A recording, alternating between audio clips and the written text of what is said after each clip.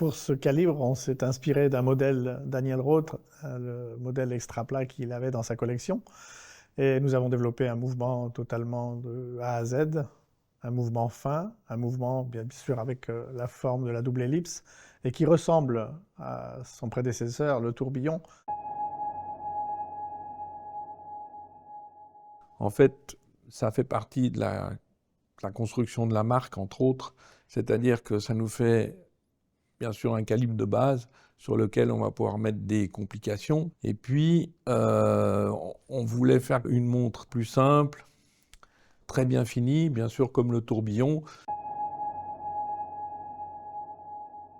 En fait, c'est de trouver le bon équilibre entre la précision et une bonne réserve de marche. Nous, on essayait vraiment d'avoir quelque chose où on espère avoir entre 65 heures de réserve de marche et un très bon réglage.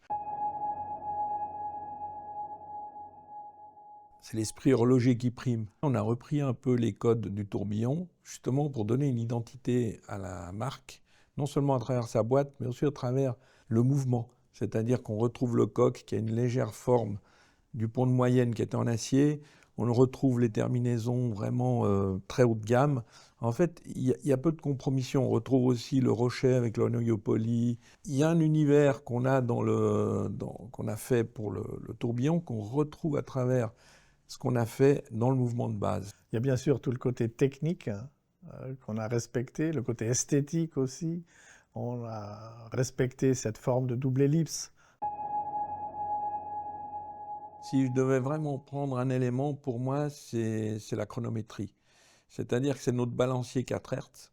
Donc on a voulu augmenter la fréquence, d'avoir un balancier 4 Hz pour avoir plus de puissance, pour avoir un meilleur réglage et pour pouvoir justement, sans perturber le mouvement, lui additionner des planches, des complications par la suite.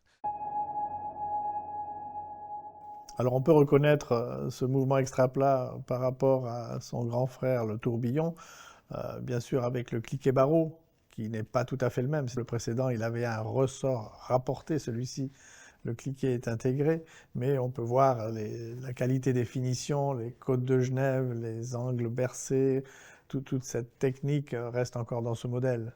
Pour ce qui est du remontoir et de la mise à l'heure, en fait, on voulait garder l'état d'esprit avec des pièces très esthétiques, fonctionnelles bien sûr. Et comme c'est un mouvement qui est plus mince, on l'a fait entièrement nouveau, même dans le même état d'esprit avec le remontoir, les bascules, les ressorts qui se croisent. Tout en refaisant tout depuis zéro, en fait, on voulait quand même retrouver quelque chose du tourbillon. Il y avait le cliquet barreau pour garder ce bruit, on va dire, ce bruit de remontage. On voulait retrouver ce clic-clic. Pour le balancier, on a choisi une fréquence élevée pour le réglage, pour la précision. On a aussi choisi avec une géométrie variable à maslot, parce qu'on ne voulait pas mettre de raquettes, parce que ça encombre et ça rend un peu moins esthétique, je dirais, autour du balancier. On voulait mettre un piton Genève, puisque c'est très qualitatif. Quelque part, bon, on a aussi fait des choses qui nous plaisent, personnellement, on va dire.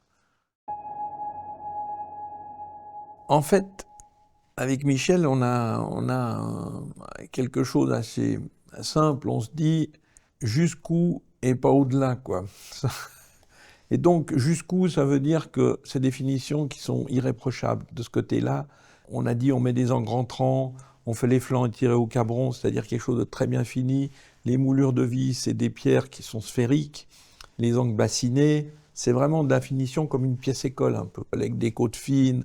Quand tu vas au-delà de l'esprit horloger, on est dans le démonstratif. Et je pense que Daniel Roth, c'est pas du démonstratif. C'est vraiment de l'horlogerie pure et dure. Quand tu enlèves la technique, il reste l'émotion. Et je trouve que quand on fait un mouvement, il faut quand même qu'il y ait quelque chose qui transpire, enfin, il a de la personnalité, il faut qu'il donne une certaine émotion. Sinon, c'est loupé, quoi.